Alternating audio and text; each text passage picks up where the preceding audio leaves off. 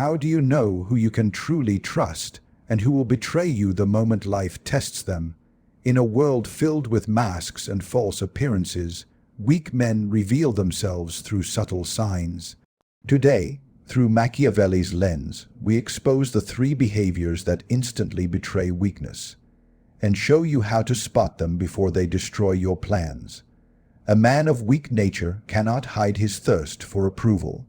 He may cloak himself in fine words, he may polish his manners, yet beneath the surface, his insecurity leaks like water through cracked stone. Watch closely, and you will see the betrayal written not in what he says, but in how he carries himself. He looks to others before he dares to move, as if the permission of the crowd is the only breath that keeps him alive. This is the first mark of weakness, and it is a poison that destroys men long before their enemies ever strike. When a man is insecure, he does not stand in his own authority. His words are soft, apologetic, fragile. He begins with disclaimers, "I may be wrong, but," or "I just think maybe," as if he is already retreating from battle before he has even entered the field. A strong man commands attention through presence, but the insecure man pleads for it. You will find him exaggerating small accomplishments, desperate to be seen as worthy, even when no one asked. Every sentence he utters is weighed against the imagined judgment of others, and so he says nothing that has true weight. Insecurity reveals itself most clearly in hesitation. He wants to speak, yet he waits for someone else to move first. He wants to act, yet he asks, "What do you think?" As if his own will were a crime against society. This man is not merely cautious. He is bound by the invisible chains of self-doubt, and such chains are stronger than iron, for they need no guard. They are carried willingly by the prisoner himself. Notice his body. His shoulders curve inward, and if apologizing for taking up space, his laughter is too quick, too eager, like a servant who wants to prove his loyalty. He shifts his weight, fidgets, touches his face or his hands, betraying the tremor of a man uncomfortable in his own skin. When silence falls, he cannot endure it. He must fill the void with chatter, anything to prevent the world from measuring him. This is not a man at peace with himself. This is a man terrified of being unmasked. And here lies the danger. Insecurity does not remain harmless. The insecure man is always looking outward for validation, and so his loyalty is not to you, nor to principle, nor even to himself. It is to whoever offers him approval in the moment. Today he bows before you, praising your strength. Tomorrow he will bow before your rival, praising theirs, if he senses that their shadow is taller. Such a man cannot be relied upon, because his compass is not fixed. His direction is borrowed from the winds of others' opinions. Consider this well. When a weak man joins your company, he will not resist you openly. He will nod, he will agree, he will flatter. But his insecurity is a silent betrayal, because it ensures that when pressure comes, when enemies close in, when decisions must be made without applause, he will crumble. He is like a soldier who holds a sword with trembling hands, not yet defeated but already useless. It is tempting to pity such men, for they appear harmless, even kind. But pity blinds you to the truth. Weakness is not neutral. Insecurity spreads like a plague, lowering the spirit of all who stand beside it. One insecure man in your circle forces others to carry his weight, to reassure him, to adjust their steps so he does not falter. And while you are burdened with his fear, your enemy advances unopposed. This is why the silent betrayal of insecurity is more dangerous than an open enemy. An enemy announces himself at the gate, but the insecure man rots the foundation from within. He smiles, he nods, he obeys, but every gesture hides a trembling spirit that cannot withstand the storm. And once you see this clearly, once you train your eyes to notice the hesitation, the fidgeting, the constant hunger for approval, you will never mistake weakness for humility again. Beware the man who smiles too often, who agrees too quickly, who bends himself backward to win favor. At first glance, he appears harmless, charming even, but look closer, and you will see desperation dripping from every gesture, every word, every smile that lingers too long. Over-pleasantry is not kindness. It is a mask, a desperate performance meant to hide weakness. And like all masks, it eventually slips, revealing a soul that fears rejection more than it values integrity. The man poisoned by over-pleasantry is a dangerous creature, though he seems the opposite. He tells you what you want to hear, never what you need to hear. He laughs at jokes that do not amuse him. He nods at ideas he does not believe in. His agreement is automatic, his compliments rehearsed. He will shower you with approval not because you have earned it, but because he has no courage to stand apart. Such a man cannot command respect, for respect is born from conviction, not from servitude. Study his behavior when the room is divided. While strong men choose a side and defend it, he hesitates until he knows which side is safest. Then, with a bright smile, he declares himself a supporter of the winning voice. This is not loyalty. It is opportunism dressed as kindness. He does not stand with you because he believes in you. He stands with you because it is convenient. And the moment that convenience disappears, so does he. Notice also how he offers favors unasked, how he gives gifts before you even speak of need. His generosity is not born of goodwill, it is bait. He believes that if he serves enough, if he flatters enough, if he bends low enough, you will grant him a place in your shadow. But in truth, his eagerness exposes him, for no man of true strength needs to beg for acceptance. It is the weak who seek constant approval through servitude.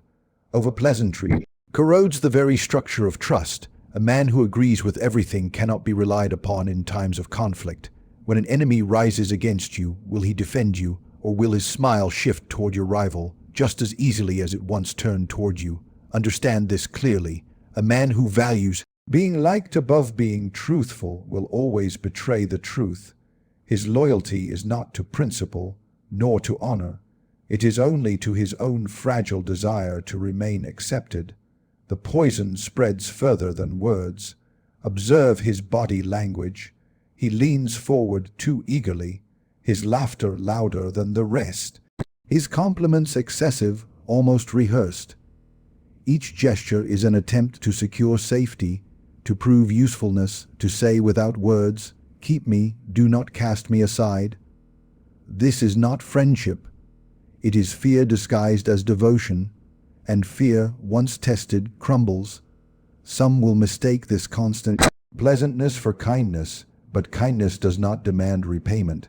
Kindness does not parade itself in every interaction. What you see here is not kindness. It is calculation. It is the weak man's only weapon, a shield of false cheer meant to conceal the emptiness of his spine. He fears rejection so deeply that he would rather suffocate his own beliefs than risk standing alone. In politics, in war, in life, such men are more dangerous than declared enemies. An enemy at least stands openly against you. But the overpleasant man infects your circle, your court, your household, until truth itself is drowned in waves of shallow smiles and false agreement. You will believe him loyal until the moment he finds someone stronger to flatter, and by then the damage will already be done. The true measure of a man is not revealed in his victories, but in his response to conflict. Any fool can celebrate when the winds are favorable, but it is in the storm, when the sails are torn and the crew looks to their leader, that the essence of a man is unveiled. Weak men, when confronted with resistance, retreat into the shadows. They make excuses, they delay decisions, they mask their fear with silence.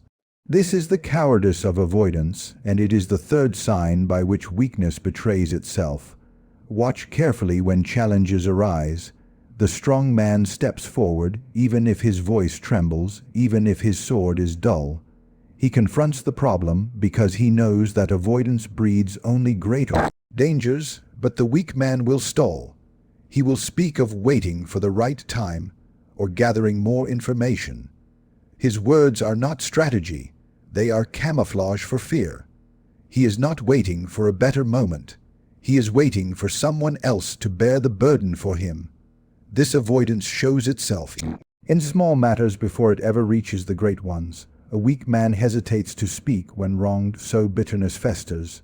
He avoids difficult conversations, so misunderstandings multiply. He ignores small responsibilities, so failures grow into disasters.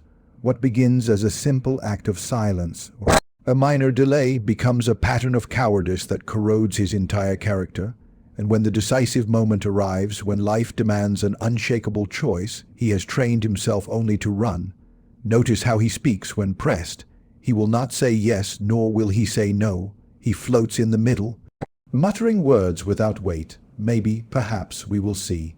This is not caution, this is paralysis. The cautious man weighs options and then decides. The coward avoids decision altogether, fearing the blame that comes with being wrong. But by refusing to choose, he ensures failure of the worst kind, the failure of inaction. Observe also his patterns in relationships. The coward avoids confrontation with friends, with family, with allies. When betrayal occurs, he says nothing. When injustice rises, he looks away. He tells himself that silence keeps peace, but in truth, silence is surrender. Every wrong tolerated in the name of peace only multiplies until it crushes him entirely. This avoidance does not protect harmony. It invites chaos disguised as calm. Do not be fooled by the weak man who cloaks his avoidance in reason. He may claim he is taking the high road, that he is above conflict. These words are nothing but polished armor for a hollow chest. The high road he speaks of is not virtue, it is escape. He avoids not because he is wise, but because he lacks the strength to endure resistance. And in the realm of power, a man who avoids is a man who abandons. There is also a subtle treachery in avoidance. When danger comes to your circle, the coward will not betray you with daggers, but with absence. He will not stand by you in the hour of need. He will not defend you when your name is attacked.